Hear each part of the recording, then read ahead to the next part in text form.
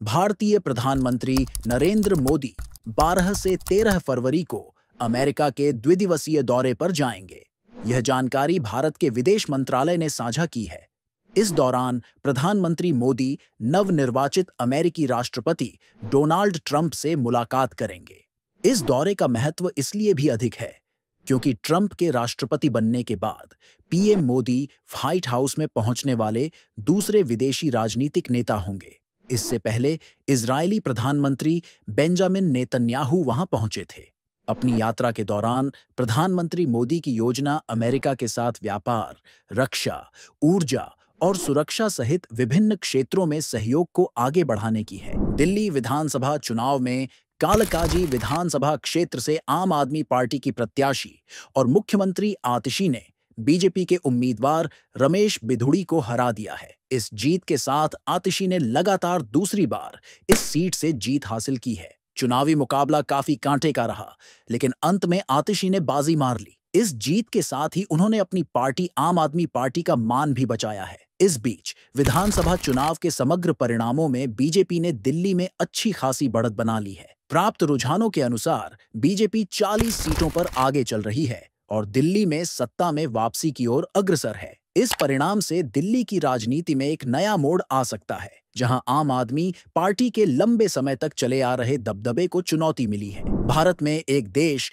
एक चुनाव के नियम को साल 2034 में लागू होगा, जिसकी घोषणा पूर्व राष्ट्रपति और समिति के अध्यक्ष रामनाथ कोविंद ने की है। इस पहल का उद्देश्य चुनाव प्रक्रिया को सरल बनाना और साथ ही सरकारी खर्च को कम करना है। समिति की रिपोर्ट के अनुसार इस नीति की प्रक्रिया साल 2029 से शुरू होने की उम्मीद है। पूर्व राष्ट्रपति ने बताया कि उच्च स्तरीय समिति ने अपनी विस्तृत रिपोर्ट, जिसमें 18,626 पन्ने शामिल हैं, संयुक्त संसदीय समिति जेसीपी को सौंप दी है। इस रिपोर्ट को आम जनता के लिए भी प्रकाशित किया जाएगा ताकि सभी नागरिक इस परिवर्तन को समझ सकें और इसमें अपनी भागीदारी दे सकें। इस नीति के लागू होने से न केवल चुनावी खर्च में कमी आएगी, बल्कि संसाधनों का बेहतर उपयोग हो सकेगा। भारतीय राजमार्गों पर यात्रा करने वालों के लिए सरकार एक नई और राहत भरी योजना लाने जा रही है। टाइम्स ऑफ इंडिया के अनुसार सरकार वार्षिक और लाइफ टाइम टोल पास की सुविधा शुरू करने की योजना बना रही है। इस योजना के अंतर्गत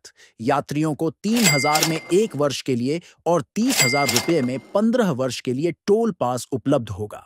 इससे नियमित यात्रियों को बार बार टोल भुगतान की प्रक्रिया से राहत मिलेगी। यह सुविधा फास्टैग सिस्टम के माध्यम से उपलब्ध कराई जाएगी, जिससे अलग से कोई नया कार्ड नहीं लेना पड़ेगा। इस तरह की योजना न केवल यात्रा के समय को कम करेगी, बल्कि वाहन चालकों को वित्तीय रूप से भी सहूलियत प्रदान करेगी। इस प्रस्ताव के सफल होने से राष्ट्रीय राजमार्गों पर यात्रा करना और भी सुविधाजनक हो जाएगा। भारतीय रिजर्व बैंक आरबीआई ने लगभग 5 वर्षों के बाद रेपो रेट में 0.25% की कमी की घोषणा की है, जिससे यह दर 6.5% से घटकर 6.25% हो गई है। यह निर्णय नए गवर्नर संजय मल्होत्रा की अध्यक्षता में मौद्रिक नीति समिति की हालिया बैठक में लिया गया। रेपो रेट में यह कटौती आम उपभोक्ताओं के लिए एक सुखद समाचार है, क्योंकि इससे होम लोन, कार लोन और अन्य प्रकार के ऋणों पर ईएमआई मासिक किस्त में कमी आने की संभावना है। आरबीआई का यह निर्णय